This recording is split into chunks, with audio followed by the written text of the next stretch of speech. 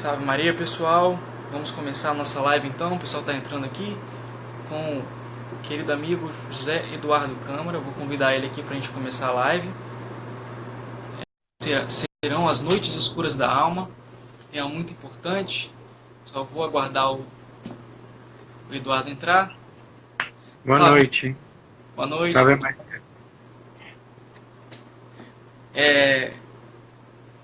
O pessoal pediu, tá? Essa live. O pessoal pediu muito do grupo lá do Instagram, que a gente tem no WhatsApp, e eles pediram para que te chamasse de novo, Eduardo, porque eles gostaram muito da nossa live de semana passada. Gostaram muito da sua participação. Eu avisei antes que a gente estaria conversando com um santo, com uma pessoa que conhece muito a espiritualidade católica. Então, e o nosso tema hoje é um tema muito importante, né? São as noites escuras da alma. Se você quiser falar alguma coisa sobre isso antes de começar o tema propriamente, não sei, talvez. Eu acho melhor a gente começar com uma introdução das 3 etapas da vida espiritual, qual é o objetivo dela, porque aí a sucessão de noites vai se sucedendo conforme a gente vai falando. Então, para começar a estudar vida espiritual, a gente tem que ter sempre um foco, senão a gente se perde, né? A nossa vida interior é uma vida de amor, né? Nós fomos amados primeiro por Deus. Deus amou tanto o mundo que Ele deu seu Filho único. E é por isso que o Cântico dos Cânticos, que é o livro que a tradição mística mais atribui à vida espiritual, nós temos comentários, né, de todos os grandes autores, de São Bernardo, Santa Teresa, começa com essas palavras: beija-me com os beijos da tua boca. Ele já começa falando de união, já começa falando de beijo, da experiência de Deus, né? Porque nós temos que ter bem fixos diante de nós qual é o nosso objetivo. O nosso objetivo é a união. É a união com Deus, que só vai se consumar na sua plenitude no céu, né? Nós vivemos aqui num exílio, né? E a nossa pátria verdadeira, que é algo que Santa Teresinha gostava de repetir muito, é o céu. E nesta terra estamos chamados a essa santidade de vida, que é uma santidade no amor, né? Como diz a Escritura, nós somos predestinados a ser santos e imaculados no amor. Então, essa obra que o Espírito Santo realiza em nós, a primeira parte do livro Padre inteiro, na outra live a gente falou muito da Evolução Mística, é para explicar esse grande dom da graça do nosso batismo, no qual nós nos tornamos filhos de Deus, templos de Deus. E o objetivo desta vida espiritual, esta grande obra que o Espírito Santo realiza em nós, da divinização da alma. A alma deve ser divinizada, ela deve ser cristificada. Porque a santidade nada mais é que isso, que a nossa união e transformação em Cristo. É por isso que São Paulo pode dizer: não sou eu quem vivo, é Cristo que vive em mim. Então, por que a força motora mais importante da história da Igreja é o santo? Porque o santo resplandece, né, do esplendor do Verbo encarnado. É isso que ele faz. Essa é a grande diferença. Não é a força dele, é a força de Deus. Então, os autores de vida espiritual, os grandes teólogos, dividem essa vida em 3 fases, né? Purgativa, iluminativa e unitiva. O Padre Garrigou talvez tenha feito uma das melhores explicações esquemáticas disso, né? Então, na nossa vida, nós temos tudo que nós precisaríamos para ser santo, no sentido que temos Deus em nós e temos a graça. Nós temos a semente da vida eterna. Porém, infelizmente, a grande parte de nós não pode se honrar de ter conservado a inocência batismal. É triste, e nós devemos, né, bater no peito e dizer: por minha culpa, minha máxima culpa. Então a vida, só tem sentido falar em vida espiritual a partir de um processo de conversão. É o momento que eu fujo do pecado e eu vou experimentar o mistério do sangue precioso de Cristo na confissão. O primeiro passo para a nossa vida é o momento da confissão, né? Nós temos santos que tiveram essa particular devoção pela confissão por causa disso. Porque a confissão é o momento que a alma experimenta este batismo de sangue, mas no sangue precioso do Verbo encarnado. Então essa conversão deve se dar e deve acrescentar na nossa vida em várias etapas. Então a primeira etapa da vida espiritual nós chamamos de purgativa. É preciso purgar, é preciso purificar.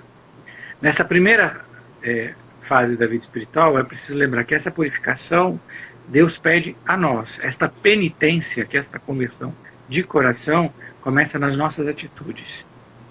É preciso desejar, é claro que é sempre a graça que nos conduz, nós temos sem cessar as graças atuais que nos levam ao bem, mas é preciso que nós tenhamos essa atitude de conversão de vida, que ela não vai acabar nunca, não importa se nós estamos no começo da nossa vida espiritual ou na última fase. Ao contrário, a gente tem uma espécie de mito que as almas, depois que chegam à união, à sétima morada, ao matrimônio espiritual, diminuem essa experiência da cruz buscada, e é todo o contrário, ela aumenta, né? Porque a partir de então nós temos uma experiência bem mais forte da gravidade do pecado nosso e do mundo, né? Então é o contrário, a cruz não vai acabar nunca. Na verdade, esse é o grande segredo da nossa vida interior, é a cruz. Pode falar, você falar. Eu só ia falar um ponto que você falou, que a gente não pode parar. Existe até uma frase que todo livro de mística fala: se você parar, você vai parar e retroceder na vida espiritual. Né? Então, sempre um aumento na busca por Deus. Né? E se a gente para, é sinal que alguma coisa vai mal da nossa parte. Isso. Porque nunca Deus deixa de dar. É interessante também, você falou do germe da graça, né? Da graça santificante e tudo mais. É tão bonito quando a gente lê a Evolução Mística, ou o Padre Garrigou, ou outros autores de vida espiritual, né? Eles falam que aquilo ali é só um germezinho quando a pessoa sai do confessionário ou se batiza. É um germe que tem que se tornar uma árvore, é uma semente que tem que se tornar uma árvore esplendorosa, né? E essa árvore é possível de ser culta. Só esses dois pontos que eu queria É uma ressaltar. árvore cujos ramos tocam o céu. Que é uma imagem bonita de imaginar, que nós estamos aqui, mas nós fomos feitos para o céu. Na última semana nós comemoramos o aniversário de morte de um venerável que faleceu no México, ele é francês, Padre Félix Jesus Rougier, que é fundador dos Missionários do Espírito Santo. Essa congregação foi fundada no México, né, a pedido de Jesus, a Beata Conchita Cadeira de Armida, uma mística mexicana, inspiradora das Obras da Cruz, que é uma série de obras. E característica desta obra é esse amor à cruz, né? Então, na biografia do Padre Félix, conta que ele tinha que explicar para os meninos que seria o nosso seminário menor, né? E para os vocacionados e para todos, esse grande mistério da cruz. Então ele contava uma história que eu acho que ajuda a gente a entender, que é um pouco este segredo para a nossa vida interior. Que certo dia São Pedro, na porta do céu, começa a se fazer uma fila muito longa porque ele não encontra as chaves do céu. É uma grande confusão e não consegue, e ansioso todo mundo, e a fila vai aumentando e ninguém pode entrar. No meio dessa fila sai uma senhora bem idosa e se aproxima de São Pedro e fala: mas eu tenho a chave. E ele pergunta para ela: a senhora achou? Não, eu sempre tive. E ela, tirando do cordão, ela tira uma cruzinha pequena, porque me ensinaram que a chave do céu é a cruz. Olha só. E pegando essa cruz pequenininha, São Pedro abre o céu e todos. Então, a nossa fé em Cristo crucificado, a nossa fé nele, na encarnação, todos os mistérios da nossa fé, é a base da nossa vida espiritual, e o abraçar a cruz é a atitude que não deve acabar nunca na nossa vida. Ele vai nos abrir o céu na outra vida e o céu nesta vida pela vida da graça. Né? Quando nós não amamos a cruz, não adoramos a cruz, e de uma maneira não descobrimos a nossa própria cruz, sabe, talvez muita gente conheça que no Carmelo, as monjas carmelitas têm na sua cela uma cruz sem Cristo, que é a cruz onde cada carmelita deve se ser crucificado. Né? O Monsenhor Luiz Maria Martínez, que é um escritor místico, um servo de Deus mexicano, né, arcebispo da cidade do México, fala que todos nós devemos passar a nossa vida pela festa da invenção da Santa Cruz, que é uma festa que na forma extraordinária do rito romano celebra 3 de maio, que é o momento que nós encontramos a nossa própria cruz. Então, na liturgia da nossa alma, a gente tem que ter esse momento, que a nossa vida espiritual tem raiz profunda quando a gente descobre esta cruz, que é minha. Porque uma tentação muito grande quando a gente entra num processo de conversão é procurar outras cruzes que não são as nossas, é fabricar uma cruz no meu tamanho. Pode até ser externamente mais dolorosa, mas para nós é mais prazerosa, porque a cruz que a providência nos dá, sendo Jesus o nosso pedagogo, ele sabe exatamente onde aparar, que restas aparar em nós. E é muito tentador procurar a cruz que a gente gosta. Então essa experiência da cruz vai começar aqui, na vida purgativa. Né? Na contemplação de Cristo crucificado, né, me amou e se entregou por mim, e na compreensão de que essa paixão foi causada pelos meus pecados. É a experiência do Salmo 50, né? Foi contra ti que eu pequei, né? Essa experiência de pedir perdão que todo ano a igreja coloca de maneira mais forte na quaresma. Sempre com um chamado novo, né? Tu és pó, ao pó retornarás. Esse é o começo, né? Mas eu até separei uma das frases, eu separei as frases do Padre inteiro que eu gostaria de usar. Nossa. Ele tem uma citação muito boa da Sant'Angela de Foligno, que diz: quereis receber o Espírito Santo? E Sant'Angela responde: pois orai. Então, o fundamento da vida mística, como nós conhecemos, dos graus de oração, é ter vida de oração. Então, nós não podemos dizer que temos uma vida interior. Nós temos a graça, nós temos a força dos sacramentos, mas elas vão ter força em nós pela vida de oração. E Jesus mesmo nos ensina a rezar, né?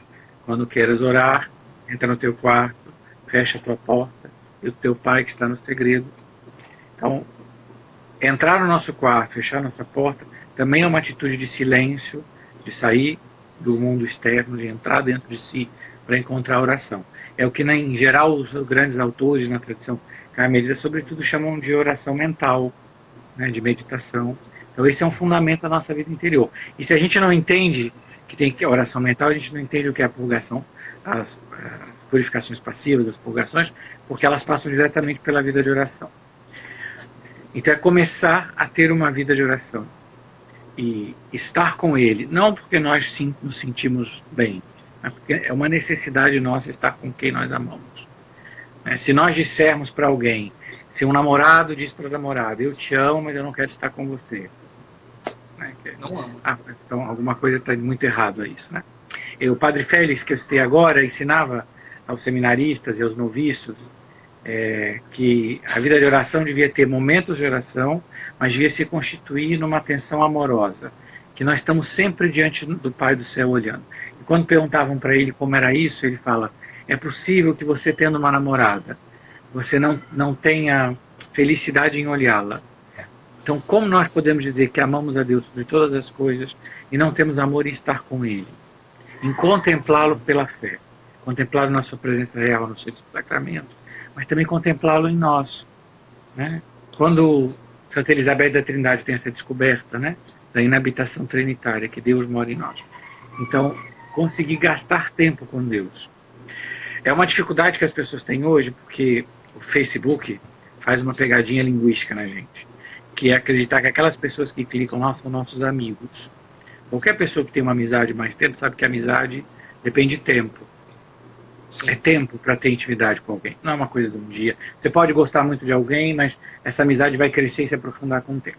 Da mesma maneira, a nossa amizade com Deus, ela cresce com o tempo, né? É um tempo gastado com Deus, é um tempo investido.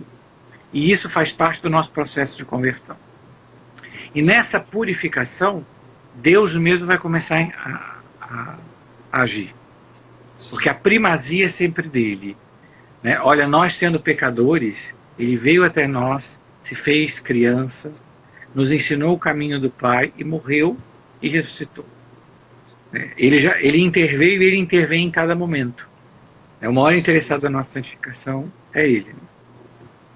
Então, se a gente tem que olhar para o fim, que é a união com Deus, que é isso que Deus quer, do modo para cada um é diferente. Também, quando Jesus fala: na casa do meu Pai há muitas moradas, também no céu. Então, não há dois santos iguais no céu. Da mesma maneira, nós não sabemos a que grau de glória Deus nos destinou, porque nós não conseguimos ver. Nós só temos agora o pedido da fidelidade à graça atual, agora. Que caminho Ele vai nos levar, até onde Ele vai, né? Porque também é um engano quando a gente acaba buscando na vida interior as coisas mais esplendorosas, né? E acaba acreditando numa espécie de mito de uma vida espiritual que ela é quase inacessível. Né? Eu falei para você essa frase que eu gosto muito de São Rafael Arnaz, né, que é um santo trapista, que é um monge trapista. Bem, ele nunca pôde professar, ele teve uma vida, quem não conhece, procure conhecer, teve uma vida bastante difícil, um desejo de vida monástica que constantemente vai vendo interrompido pela saúde, pela guerra, pela dificuldade. Que ele descobre a vocação já na faculdade. Então ele deixa a faculdade para ir à vocação. Né? um rapaz que tinha tudo, de uma boa família, bem, jovem, bonito, né? E tudo o que podia se esperar de uma coisa, e é uma vocação fulminante. Mas ele fala que descobre em todos esses sofrimentos e cruzes que ele teve que passar, que a vida espiritual, na verdade, é muito simples. E quando ele fala, é mais fácil ser santo do que se formar na faculdade, né? Porque Deus não exige de nós nenhum desses inúmeras provas tão desconexas que nós temos na faculdade. E exatamente por isso que ela se faz difícil, a vida espiritual. Porque nós gostaríamos que ela fosse complicada. Ser simples para nós é difícil. Porque a gente, por causa das consequências do pecado original, nós somos completamente desordenados. E esse é o principal trabalho do Espírito Santo na nossa vida interior. Ordenar. Como diz a Escritura, é próprio da sabedoria tudo ordenar. Então é preciso que tudo entre em ordem. E isso é simplicidade.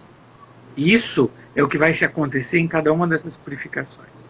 É preciso que a gente esteja completamente afinado, né?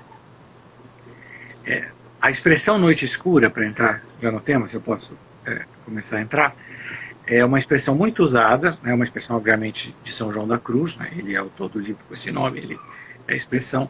Não o conceito, no sentido de que os santos sempre souberam que havia necessidade de uma purificação, de purificações para chegar à vida interior. Mas hoje essa palavra foi usada de maneira muito repetitiva. Então é muito fácil a pessoa acreditar assim, é uma noite escura porque eu estou com dificuldade no trabalho, é uma noite escura porque eu não sinto a presença de Deus, é uma noite escura porque eu estou sozinho. Então vamos começar. Existem tristezas na vida, primeiro que são inevitáveis e são normais. O luto, a saudade, né? Não sentir seria sinal de um desequilíbrio emocional e psicológico. Existem tristezas na vida, dificuldades, que são de cunho hormonal, psiquiátrico, médico, né? E são inevitáveis. É bem claro que todos os sofrimentos são cruzes, e todas as cruzes podem ser aproveitadas oferecendo o amor de Cristo. Mas elas não são propriamente a natureza nesta noite. Também não é qualquer secura espiritual. Porque o que é a secura espiritual? Quando nós começamos uma vida com Deus, é costume que Deus nos regale. Nós somos como criança pequena. E o que a gente faz quando a gente quer educar a criança pequena? A gente dá bala para ela. Ela não quer se concentrar. Olha, se você fizer isso, eu te dou uma balinha. A nossa vida espiritual é cheia desses pequenos caramelos que a bondade nos dá. A gente vai à missa, a gente se sente maravilhoso, e a pessoa, ai, que alegria, Deus está comigo. Porém, não vai ser sempre assim. Por quê? Porque nós temos que nos purificar. E, às vezes, as pessoas tendem a identificar qualquer secura que elas têm, qualquer mal-estar espiritual com a noite escura. E não é verdade. Muitas dessas enfermidades têm suas causas na nossa própria culpa, na nossa preguiça, na nossa falta de esforço, ou até em outros problemas psicológicos, ou mesmo físicos, né? A pessoa não está bem alimentada, tudo isso acontece, né? Porque nós não podemos imaginar, como algumas pessoas pensam, que nós somos por espíritos, nós não somos anjos, né? E não é a maneira como que Deus nos criou. Propriamente a noite escura dos sentidos, que é a primeira noite, eu vou até pegar a passagem de São João da Cruz, que eu achei. É bom a gente falar que a gente falou da purificação da via purgativa, né? E da mortificação, que é uma via essencialmente de mortificação, né? De matar aquele homem velho que está dentro de nós. É a nossa ação ali, né? Por isso que ele fala que é uma purificação ativa. Somos nós auxiliados pela graça, claro, com certeza. Primeiro, sobretudo nesse primeiro processo da purgação, é uma obra nossa, claro que impulsionado pela graça, né? Quando se estuda a teologia, né? Claro que a graça atual está sempre conosco, mas é uma obra nossa. Isso. Né? E ela não, a mortificação, que é muito mais, a palavra mortificação é muito mais do que só uma série de atos de mortificação física, né? Porque se trata de compreender que pelo nosso batismo nós morremos com Cristo para com Ele ressuscitar. Nós somos sepultados com Cristo. Então é preciso que a nossa vida nessa terra compreenda esta morte em Cristo. Que é o quê? Que é trazer, buscar pelos nossos atos a ordem que a desordem do pecado multiplica. Porque não é só o pecado original, é todas as desordens que os nossos pecados pessoais trouxeram a nossa alma. E isso é a mortificação dos olhos, é a mortificação dos ouvidos, né? Tem essa passagem famosa de São Domingos Sávio do parque, né? Que ele pergunta por que ele não olha, né? Ele quer mortificar os olhos, quer dizer, é saber dominar o meu olho, é saber dominar a minha curiosidade, é saber dominar, é saber que é preciso que na prioridade das nossas ações sempre esteja o primeiro mandamento: amar a Deus sobre todas as coisas. Então a mortificação ajuda nisso. Isso. E esse é um ponto muito importante, que eu acho que é bom deixar bem claro, que gera muita dúvida, principalmente naquelas pessoas que estão começando, se aproximando da igreja, é que por que se mortificar, né? A mortificação não é um fim de si mesmo, tá? O fim é sempre Deus. Ela é só um meio, não é isso? Me corrija se não, e tem uma coisa, você está voltando para Deus, por mais entusiasmado que você esteja, as nossas inclinações são as mesmas. Se nós não alteramos as inclinações, isso vale para várias áreas da nossa vida. As pessoas reclamam muito de situações familiares, sentimentais, né, mas elas continuam caindo sempre nos mesmos pecados, né? Então, nós só conseguimos alterar o círculo vicioso alterando em círculo virtuoso. Então, a mortificação serve para isso, para alterar. É claro que a maneira mais útil de crescer nisso é sempre fazer o ato de virtude contrária, né? Se eu tenho uma inclinação ou uma tentação ligada contra uma virtude, é tentar buscar crescer naquela virtude, né? E é por isso que é sempre importante fazer que a nossa vida se simplifique, e a nossa vida de oração se simplifique no ato de amor. Porque se não é por amor, realmente não tem nenhum sentido, né? Que sentido tem a cruz se não é por amor de Cristo? Exatamente. Não teria nenhum, né? E este processo é a primeira fase, é a via purgativa. Mas quando você começa nessa fase, cada um vai começar a ter essa experiência de sentir bem em Deus. É bem claro que esse consolo às vezes é até um pouco egoísta, é uma autocomplacência, né? Eu acho que pode falar, perdão, pode acabar o raciocínio. E tudo isso vai ser purificado pela nossa ação e pela ação de Deus, né? Porque é um caminho. A passagem que eu ia ler era exatamente sobre a purificação ativa, né? Que o próprio São João da Cruz fala, na subida ao Monte Carmelo. Resta agora dar alguns avisos sobre a maneira de saber e poder entrar nesta noite do sentido. Para isso devemos observar que a alma, ordinariamente, entra nesta noite sensitiva de duas maneiras, ativa e passiva. Ao que pode fazer e faz por si mesma, para entrar, denominamos noite ativa, e dela trataremos no aviso seguinte. Significa que aquilo que nós podemos fazer, nós temos que fazer. Isto é, o Espírito Santo não está aqui para compensar a nossa preguiça. Sabe? Existe um lado que a gente gosta de... mas eu não aguento, porque nós sabemos que é preguiça. Tanto nós aguentamos, que nós aguentamos por outras coisas. É um certo mito, na minha geração, da sua geração, você é bem mais novo que eu, mas de dizer que as pessoas hoje não gostam de sacrifício. E é uma grande mentira, elas não gostam de sacrifício para o bom Deus. Porque elas não têm o coração posto em Deus. Por exemplo, se para conseguir crescer num trabalho, elas vão ter que trabalhar 8 dias por semana, 12 horas por dia, para conseguir um negócio, o que é lícito, né? De direito. Todos nós temos tempo para isso e nos sacrificamos muito. Quanto nós nos sacrificamos para passar num vestibular? Quanto nós nos sacrificamos para agradar uma pessoa desta terra? Né? Inclusive de sacrifício, quantos de nós não tivemos que passar por dietas terríveis para perder peso? Né? Nós somos capazes de muitos sacrifícios, e constantes. A nossa sociedade exige constantes sacrifícios das pessoas. O que nos parece estranho é fazer sacrifício por amor dele, porque o nosso amor é pequeno. Né? Nós não o amamos, dizemos com a boca. Eu acho que esse ponto remete logo ao que você estava falando no início, que a gente quer construir a cruz do nosso tamanho, do nosso jeito. Assim, nosso jeito. Do nosso jeito. E é preciso que a gente comece a entender isso, que uma parte, sobretudo nesse começo, durante toda a vida espiritual, mas aqui, O que pode a alma fazer por si para se purificar, ela tem que fazer.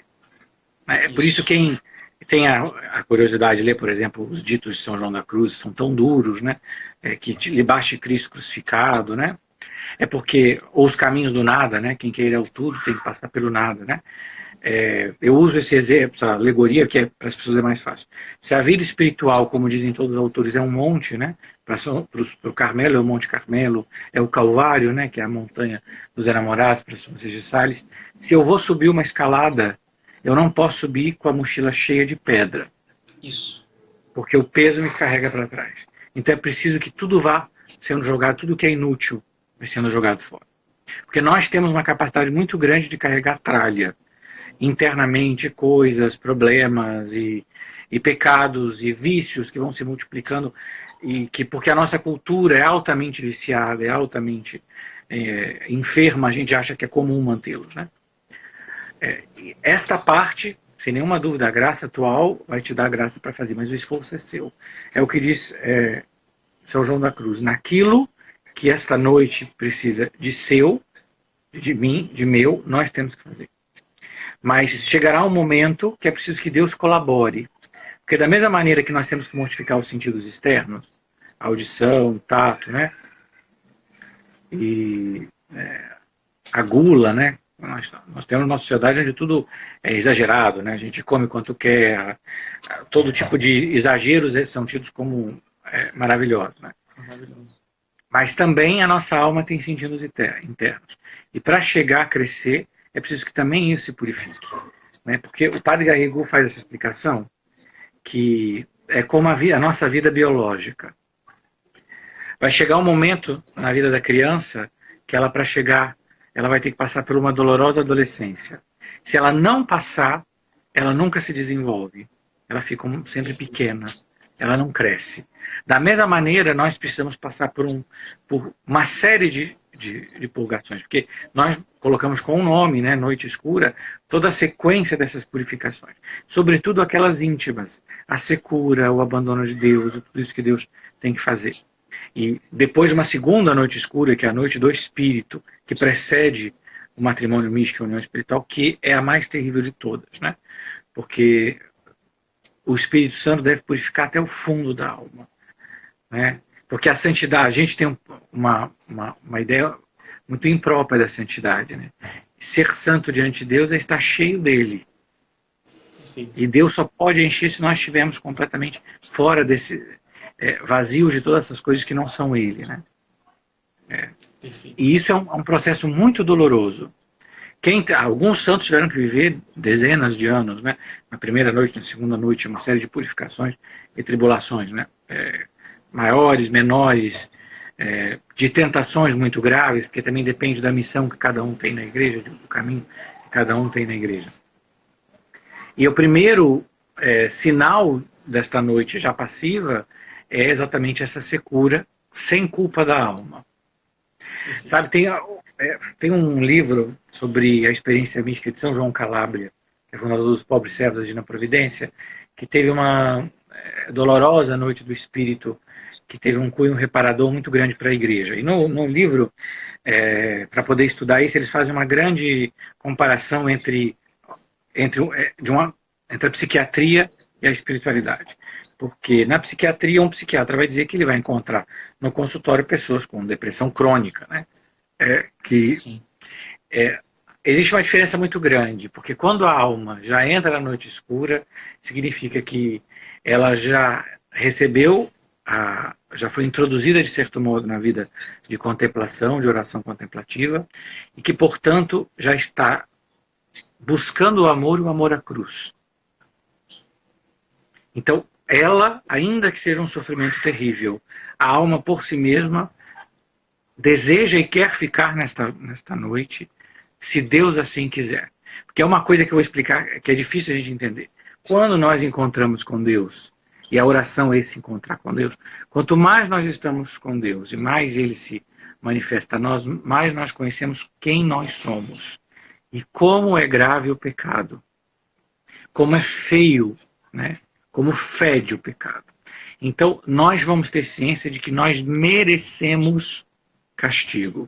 essa é uma coisa terrível, mas é a mesma questão da criança que, sabendo que fez algo errado, ela quebrou um vaso em casa, ela sabe que merece castigo e ela procura o pai sabendo que fez mal. Então, a alma, quanto mais cresce na vida espiritual, mais simples fica, mais ela vai tendo essa visão de que não é algo externo. Eu pequei, foi contra ti que eu pequei. E, ao mesmo tempo, como verdadeira humildade, sabe que a verdadeira humildade, a alma se sente abaixada, né? A Santa Teresa fala que a humildade é verdade, ela se sente desprezível e, ao mesmo tempo, cresce nela uma tremenda confiança. Ela é como aquelas pessoas que buscavam cura, os leprosos que buscavam Jesus, né? É como São Pedro na barca, né? Afasta-te de mim que eu sou pecador. É uma consciência plena. E é por isso que as noites são tão dolorosas. Porque ao mesmo tempo que a alma se sente separada de Deus, ela tem uma experiência de um horror completo ao pecado. E um medo terrível de ofender a Deus, compreendendo o que é. Então, para ela, seria melhor jogar o corpo ao fogo do que ofender a Deus. E os santos dizem isso e a gente acha muito exagerado, porque nós não temos essa experiência, porque nós achamos que o pecado é banal. Isso. Né? E mesmo um pecado mortal, infelizmente, nós não entendemos a gravidade, que é morte, né? E ela tem que conviver cada vez mais, porque quanto mais cresce na vida espiritual, mais se vê como se é por dentro. É como se a gente vivesse na escuridão. A nossa alma está no escuro.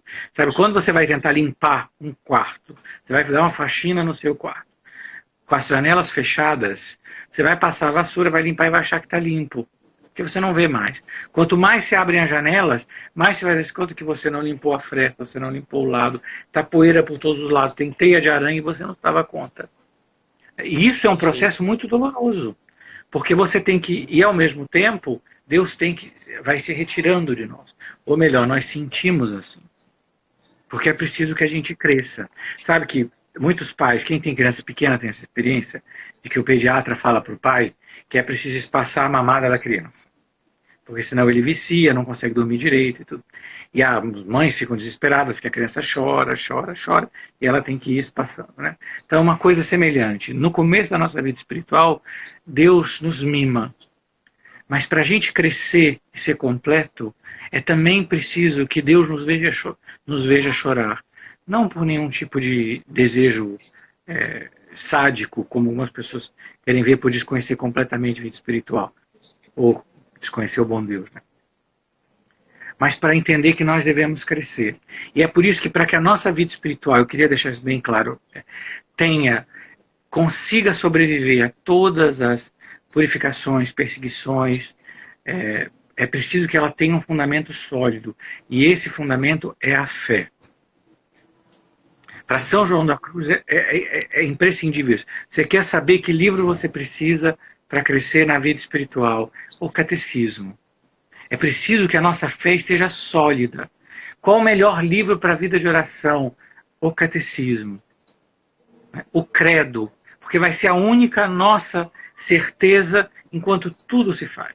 Mesmo na terrível noite, Santa Teresinha do Menino Jesus, na terrível noite que precede, nos últimos meses, né? Que também tinha um cunho pelos pecadores, né? Ela faz esse ato de escrever o credo com o próprio sangue e carregar o credo consigo.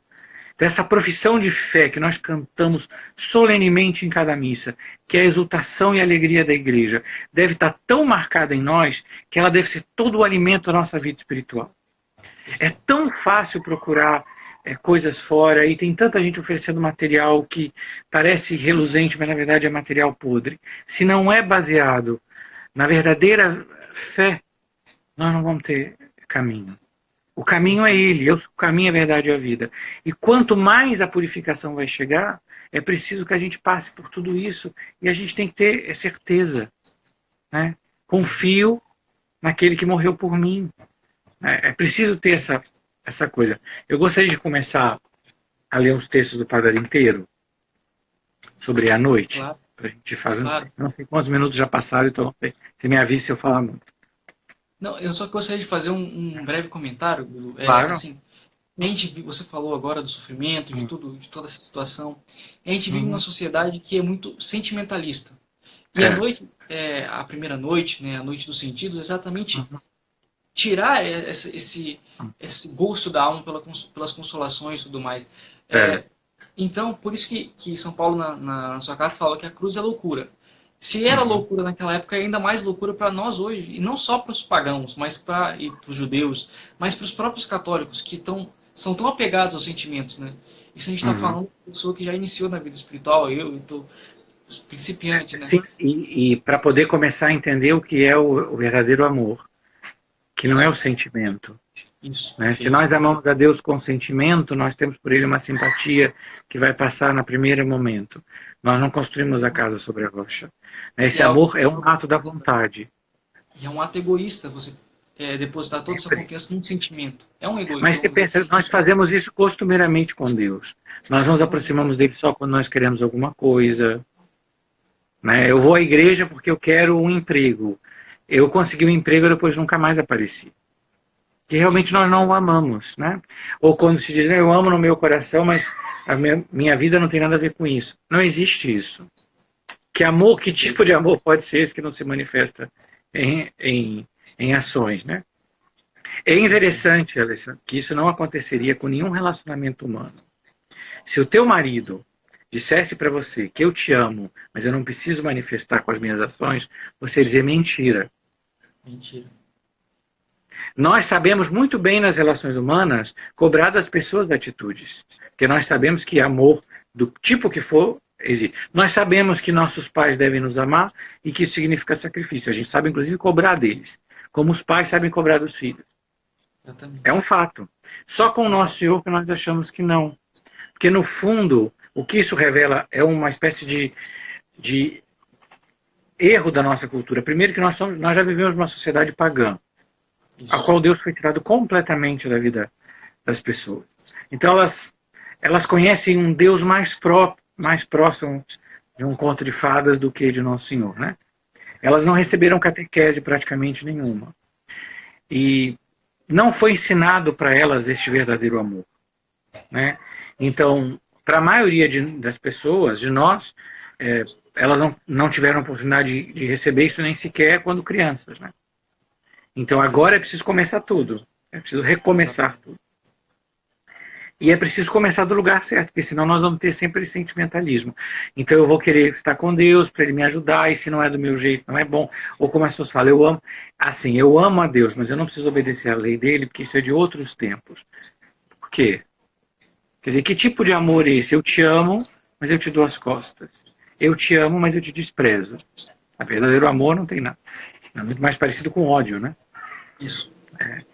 Porque inclusive essa é a grande tragédia do pecado, que ao nos retirar da caridade de Deus, porque você vê esse amor que nós temos por Deus, é o próprio Espírito Santo que derramou nos nossos corações. São as virtudes teologais, elas foram nos dadas infusa. É um dom muito grande que nós devemos fazer crescer até a vida eterna. Por isso a santidade é amor. Né? Quanto mais santo é uma alma, mais essa caridade cresce a graça e cresce a caridade. Né? Porque é a nossa atividade no céu. De São Paulo, passará a esperança, passará a fé, permanece a caridade. Né? E é por isso que a primazia do começo da vida espiritual deve ser muito bem marcada, que é amar a Deus sobre todas as coisas. É só por amor dele. É para amá-lo. Ele nos amou primeiro e espera de nós uma resposta de amor verdadeiro. Amor que significa sacrifícios, amor de mãe que não acorda de madrugada para trocar fralda, não é amor de mãe. Não é amor. Amor de marido, amor de coisa que eu te amo, mas eu não quero trabalhar. Mentiroso, não ama. O amor nunca é ocioso, nunca é preguiçoso. Ao contrário, ele se multiplica em maneiras de antecipar o desejo das pessoas. Né? Se isso é verdade nas relações humanas, muito mais no amor de Deus. Então, se Existe algo que Pode falar. Perdão, pode fechar. Não, pode falar. Existe algo que o Garrigou Lagrange ele fala, no início da sua obra, ele fala, não existe estado natural. Uhum. Ou você está em estado de graça, ou você está em estado de pecado. Não existe um lugar que você fique em cima do muro e tal. E mais ainda, você falou dos exemplos do marido que não, se não fizesse nenhuma ação, ele significaria que ele não amaria a esposa, né? Mas ele pode não fazer nenhuma ação e ainda assim ficar com a esposa ali e tal.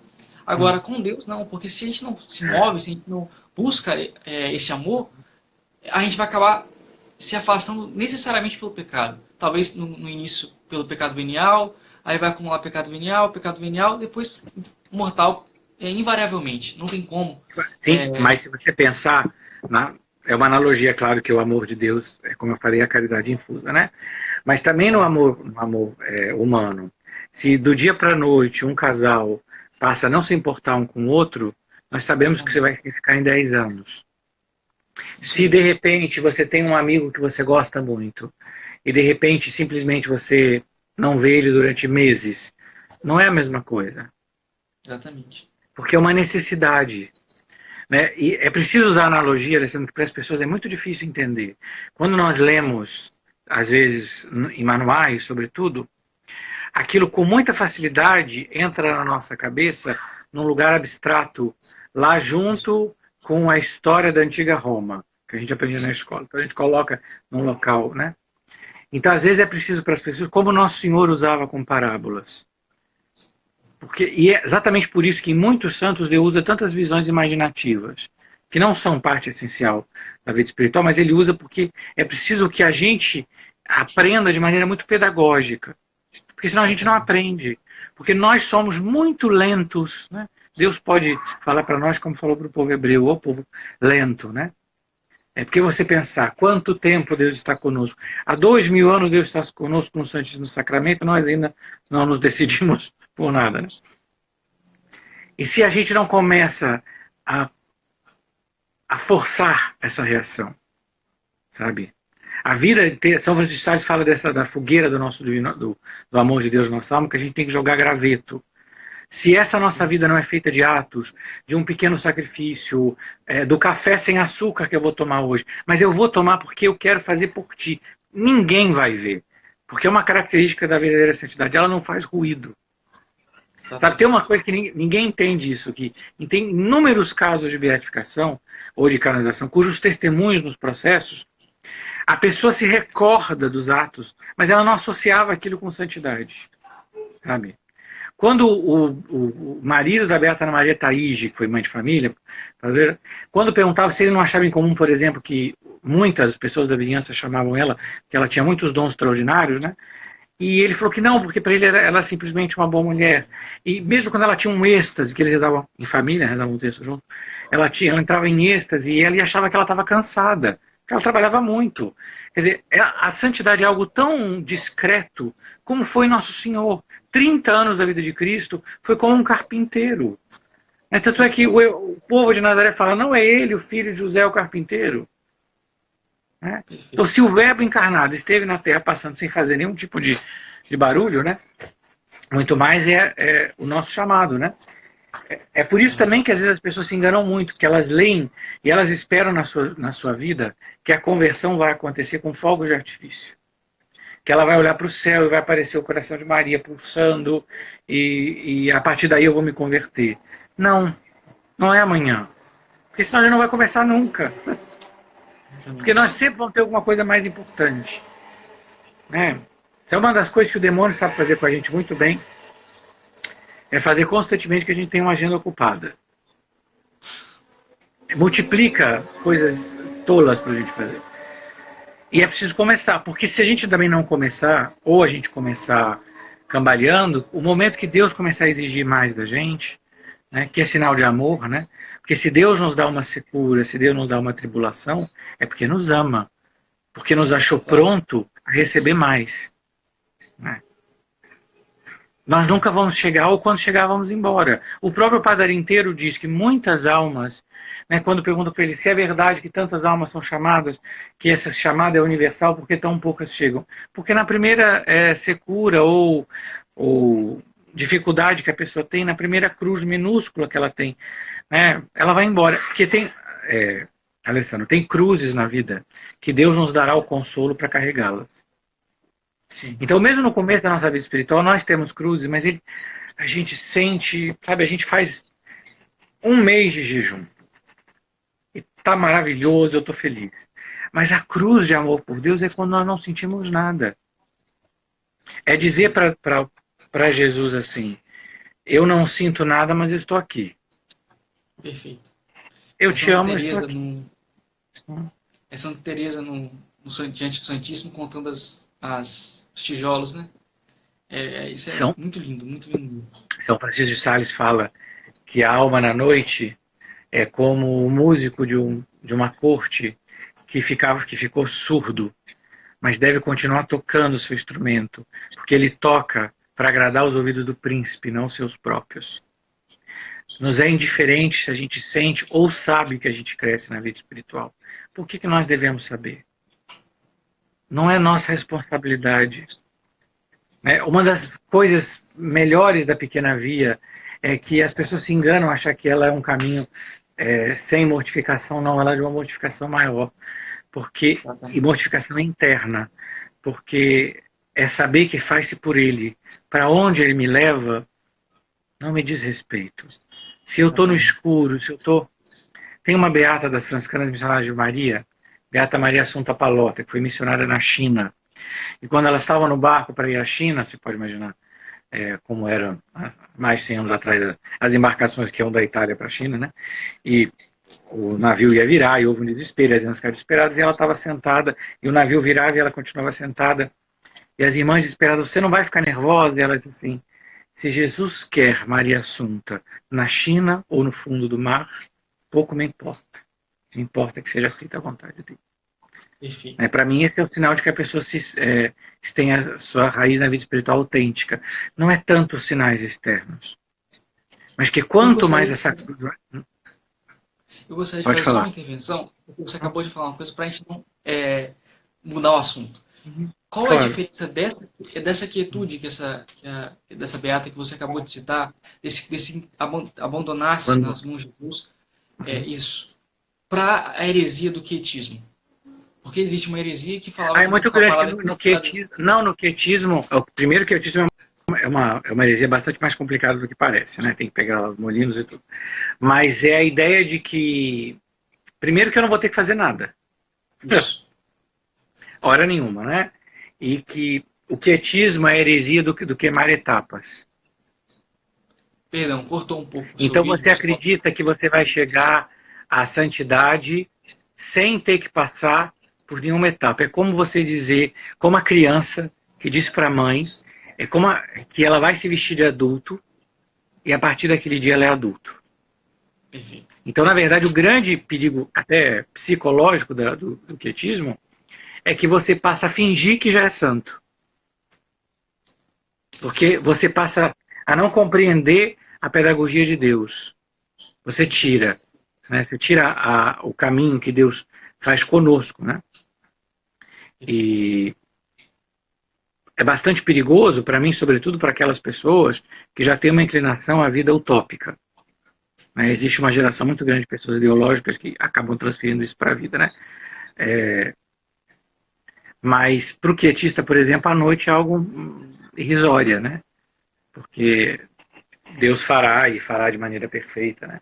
Ao ponto que em alguns autores quietistas chega a se dizer que é indiferente à salvação, né? Eu quero sacrificar a minha salvação para Deus, coisa que nenhuma alma normal diria, porque inclusive a nossa salvação não é só do nosso interesse, é do interesse de Deus, né? Quem deseja a minha salvação, antes de tudo, é Ele. Tem um ponto de orgulho nessa frase, né? Nessa... Completamente, mas se você pensar todas as grandes loucuras, tem um ponto muito grande de orgulho, né? Com certeza. Que a pessoa acaba construindo o mundo. Talvez por isso tantas pessoas não avancem na vida na primeira noite dos sentidos. Porque quanto mais a gente vai ter que ser humilhado, né? Na introdução dos graus de humildade de São Bernardo de Claraval, ele faz uma introdução sobre o caminho que conduz à caridade, que é a união com Deus, né? E ele fala que a humildade conduz à verdade, que conduz à caridade. E essa verdade é verdade sobre os outros e verdade sobre nós. É preciso que a gente entenda quem nós somos, o quão desprezíveis nós somos.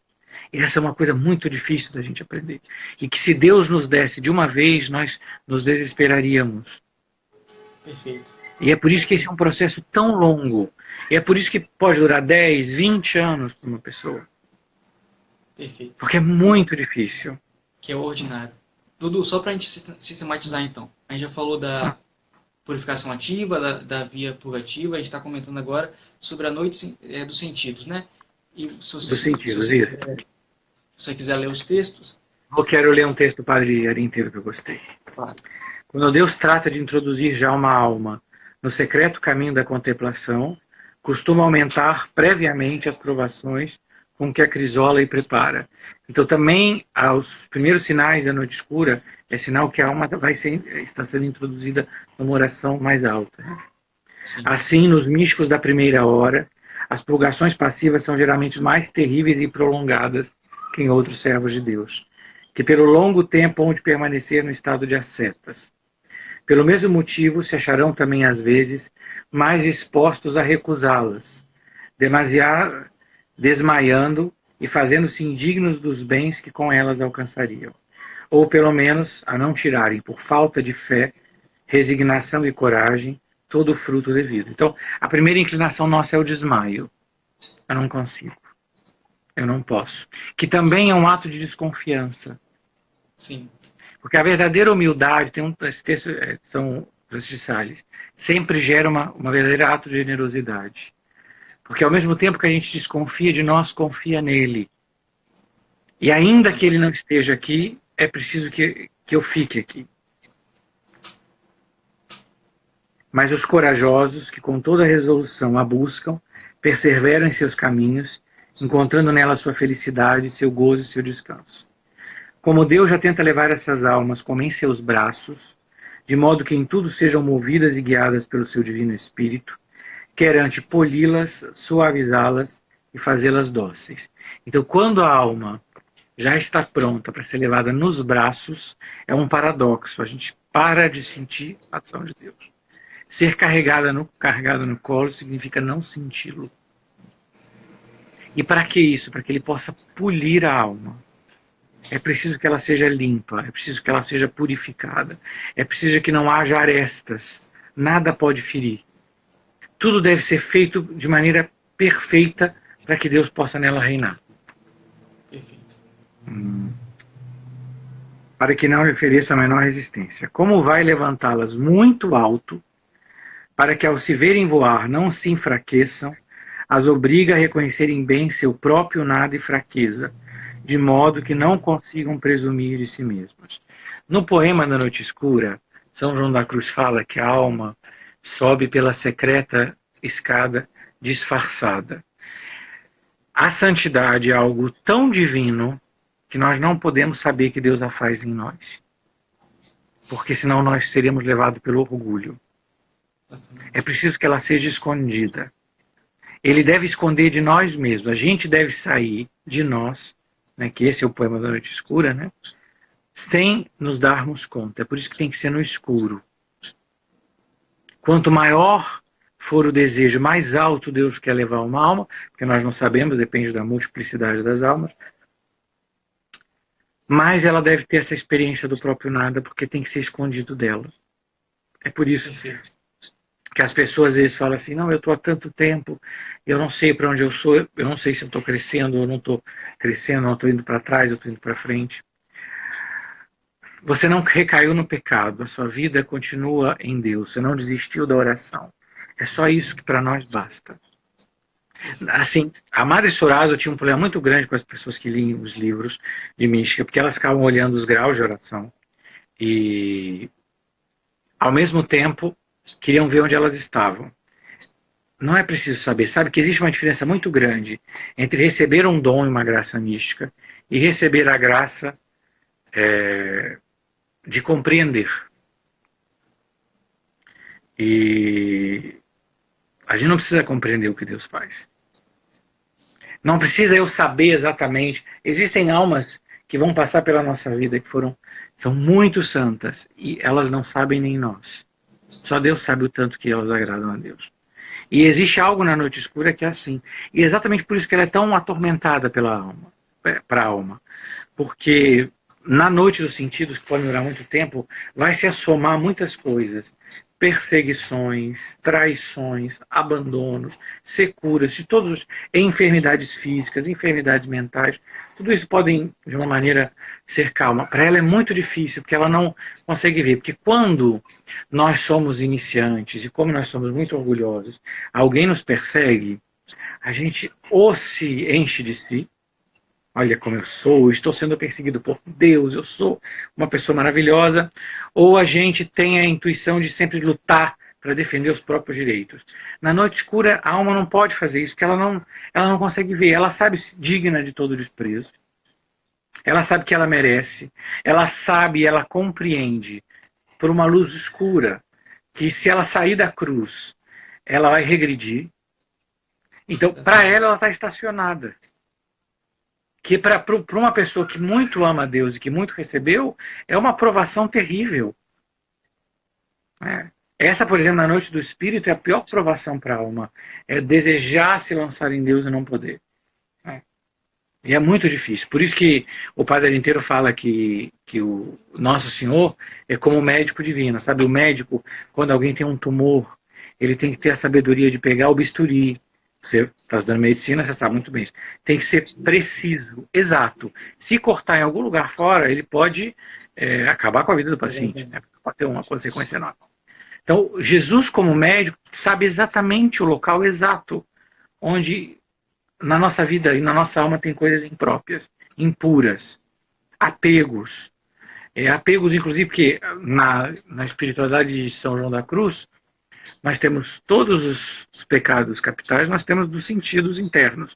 Então, por exemplo, uma gula espiritual, a alma que só segue a Deus sem receber muitos consolos, e aí vai seguindo. As enfermidades espirituais continuam. Porque logo que a gente começa, a sensação que a alma tem é que ela já está com Deus, que ela está se sentindo num mar de felicidade. Né? E é muito perigoso para muita gente que ela tem essa impressão, inclusive, que ela já está na sexta morada. Eu já estou, não, eu já passei, né? Quer dizer, é um quietismo imaginário, né? Porque baseia no seu próprio sentimento. Nenhuma alma verdadeiramente unida a Deus, né? Porque na noite escura a alma já está, de certo modo, unida a Deus, né?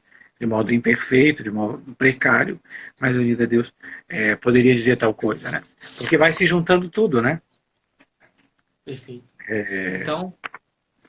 Então, essa noite escura dos sentidos, só para localizar ela nessa evolução mística, ela estaria na transição da via purgativa para a via iluminativa? Exatamente, já no começo da via iluminativa. Porque as deusas já é albor de contemplação. E a contemplação começa aqui. Né? Porque a via iluminativa propriamente, quando a alma recebe tantas graças e luzes, e ela fica superabundante delas, né? São todas graças e luzes que transformam cada vez mais e iluminam mais a alma sobre a vida de Cristo e seus mistérios. E quanto mais ela vai recebendo, mais ela vai sendo purgada. É por isso que às vezes as pessoas têm uma ideia de que você vai entrar... Vai ter luz, vai entrar na noite, vai ter luz, vai entrar na noite, vai ter a união transformante. Cheguei, não acontece assim na vida de ninguém. Nenhum santo foi assim. Não é tão simples assim. Eu falei que a faculdade é mais fácil. Claro, não é porque na faculdade você não tem um guia como nós temos o Espírito Santo que nos leva. Exatamente. Só para eu fazer só para esclarecer uma coisa, nossa sociedade é muito agitada, né? Em falar em contemplação, acho que isso não pode perder o sentido para muitas pessoas. Tem que fazer uma distinção, que às vezes contemplação pode ser um ato intelectual, espiritual. Contemplar uma obra de arte, contemplação se trata de um grau de oração. Se trata de um momento que a alma, que acostumada na oração meditativa, intelectual, meditando a palavra de Deus, manducando a palavra de Deus, Deus mesmo toma a iniciativa e passa a conduzi-la pela mão. Então passa a ser a primazia de Deus. Então aquilo que antes ela ruminava para entender, para crescer e para tirar um bom propósito, Deus passa Ele mesmo a fazer. Dudu, só vou precisar interromper porque faltam 5 segundos, a live vai fechar e a gente abre novamente para finalizar. Tá bom? Tá ótimo. Vou fechar agora.